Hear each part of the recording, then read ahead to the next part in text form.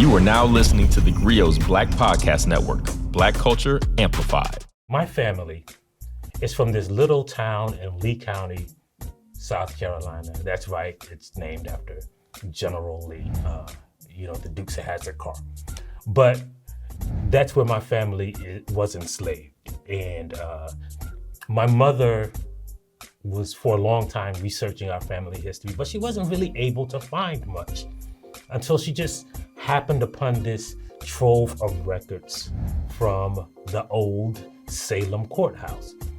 And, she found all of our records, but I was really interested in what happened to this courthouse that burned down.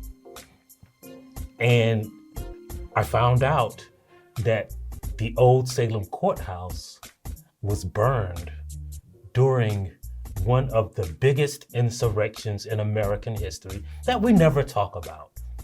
And that insurrection can teach us a lot about what's going on today, because it shows us that Trump doesn't really serve as a danger to democracy as much as the people who follow them. So I want to welcome you to TheGrio Daily, the only podcast that'll tell you about the true danger and the First Insurrection. I'm Michael Harriot, world famous white peopleologist, and this is TheGrio Daily. So, long before January 6, 2021, there was another insurrection in America, and it was successful. It was kind of like this one, right? And I found out about it, just researching this family history in the courthouse that burned down. So, and it goes back to an interesting story, right? So in 1876 in South Carolina, Black people were in charge, right?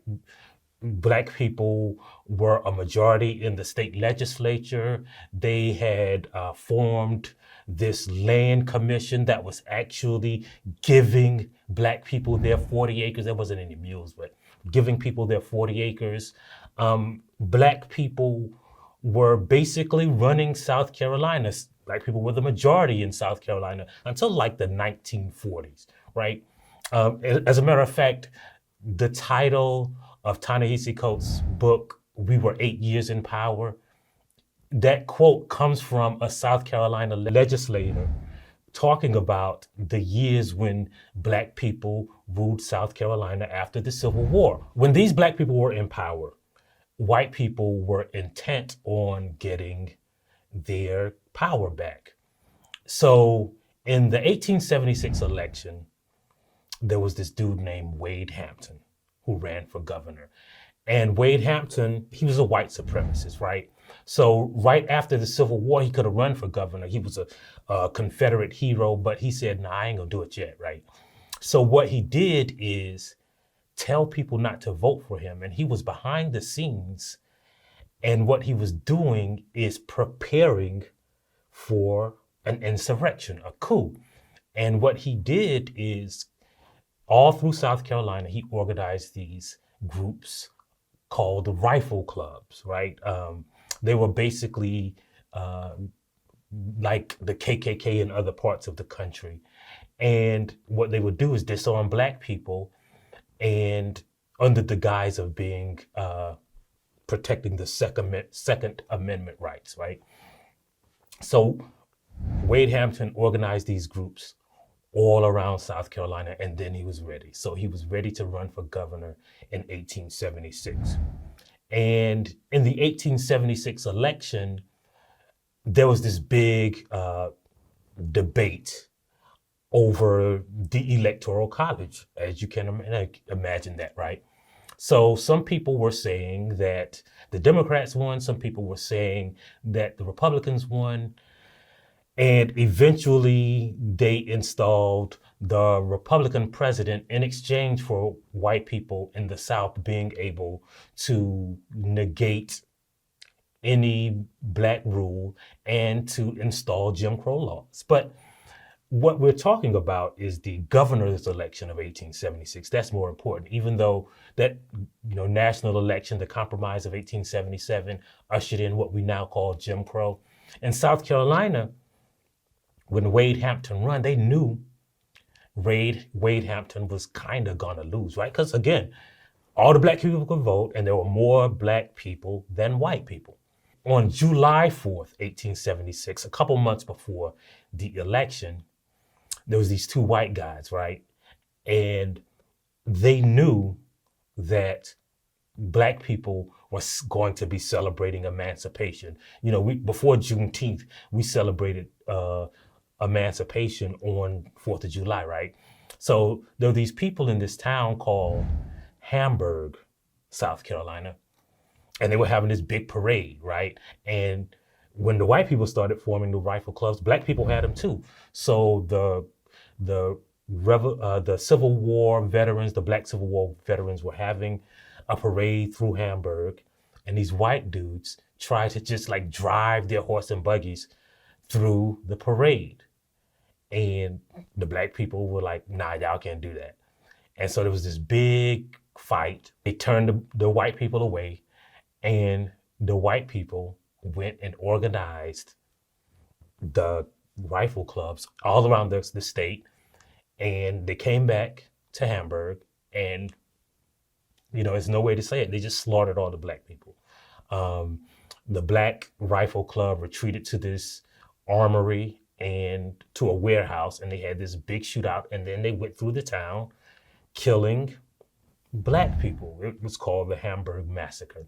And what the Hamburg Massacre did more than just was an atrocious event, right? It scared black people all across the state because they kind of enforce this terrorism that said, like, if y'all vote in this November election, this is what's going to happen. So the election comes, and Wade Hampton loses. He doesn't have enough votes. And so then they start counting the votes in Hamburg, or the Edgefield district is what they called it back then. And Edgefield, if you look it up, Edgefield literally is probably the most racist place in American history, Edgefield, South Carolina. But in Edgefield, Wade Hampton, across the state, he was down by a little bit. But then when they started counting the votes in Edgefield and Hampton County, suddenly he jumped in the lead. And that's because the white people had just stuffed the ballots. And as a matter of fact, there were 2,000 more votes than people who lived in the county, in Edgefield and Hamburg, right? So the Hamburg Massacre worked, but not only did it work as an insurrection, right? And not only did it take back white rule of South Carolina, but all over the state of South Carolina, the white people who came to massacre the black people became heroes, right? Like, you could win office for decades in South Carolina if it was known to the public that you participated in the Hamburg Massacre, right? Like, it gave you clout. And for years, this clout was unimpeachable. And one of the biggest, recipients of that clout was a dude named Ben the Pitchfork Tillman. Oh man, Ben Pitchfork Tillman was more racist than anybody you ever known, right? So in the late 1800s, like going into 1900, Tillman ran for election. And you have to remember, South Carolina hadn't been accepted back into the Union yet. So South Carolina, to get accepted back into the Union, when they reformed their constitution, they instituted in 1898 that black people can't vote. That was just that simple, right? They didn't hide it. They didn't, they put in all of these laws that forbade or prevented black people from voting. And Tillman was the head of that disenfranchisement effort, right? And not only was he the head, Tillman was the leader of the Hamburg Massacre. I mean, his group was called the Red Shirts, and Tillman and the Red Shirts were basically a terrorist organization. As a matter of fact, they were actually indicted for the Hamburg Massacre, but everybody was so afraid of the Red Shirts, they wouldn't prosecute them. So when Tillman becomes governor, Tillman really goes in on disenfranchising Black people. But again, South Carolina was majority Black. So the people who were in favor of disenfranchising Black people, they were called Tillmanites. And so even after Tillman was governor, he eventually was elected to the Senate, the United States Senate. But those followers, the Tillmanites, were basically a political party, right? You could be Republican, you could be Democrat, but if you were a Tillmanite, people know that meant you didn't want Black people to vote. You were part of a terrorist organization. And in Sumter County, South Carolina, the Tillmanites were strong. They were so strong, in fact, that they wanted to form their own all-white county where there were more white people than Black people, because they couldn't really kind of disenfranchise all the Blacks. They either had to kill them all or they had to form their own county. So what they did is they took a little bit from this county, a little bit from that county, from Sumter County, a little bit from a district called Old Salem, and a little bit from Clarendon County. And because Black people were forming that constitution, it was considered unconstitutional. So they struck down the county. They tried it again.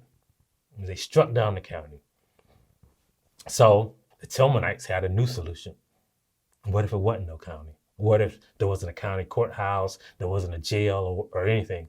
So they went to Old Salem and they burned down the courthouse, they burned down the jail.